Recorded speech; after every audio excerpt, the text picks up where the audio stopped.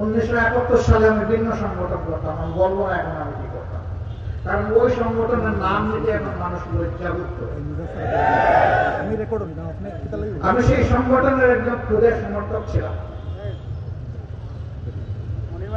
আমার সম্মানিত ভাইরা, যদি আমাকে এই মামলায় ফাঁসাতো তাহলে আমার শুধু ধারণা নয়, আমি সত্যের সাক্ষী হয়ে যেতাম আলহামদুলিল্লাহ, যে আমার সমস্ত সিনিয়র নেতৃবৃন্দ নির্দোষ।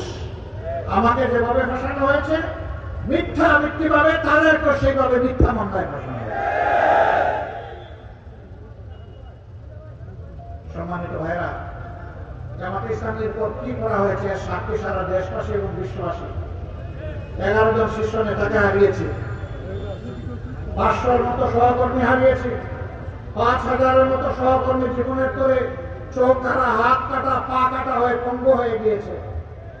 হাজার হাজার মানুষ চাকরি হারিয়েছে, ঘর বাড়ি কুড়িয়েছে, দেশ ছেড়ে বিদেশে গিয়ে আশ্রয় নিতে বাধ্য হয়েছে সাধারণ সমর্থক কর্মীরা।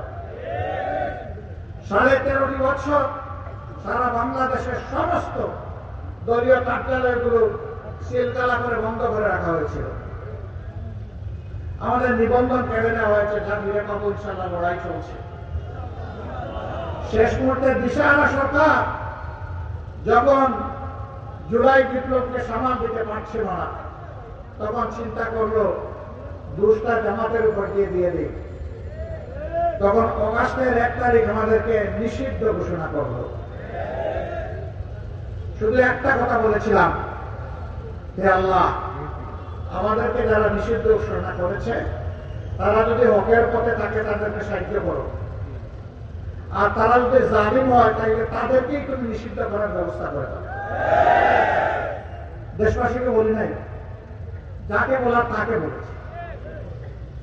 যার হাতে আসমান জমিনের চাবি, মাকালিদুস সামাওয়াতি ওয়াল আরদ, তাকে বলছি আল্লাহ, ওরা হকের উপর থাকলে ওদেরকে রাখো, আর না হকের উপর থাকলে তুমি তোমার বিচার তুমি করো।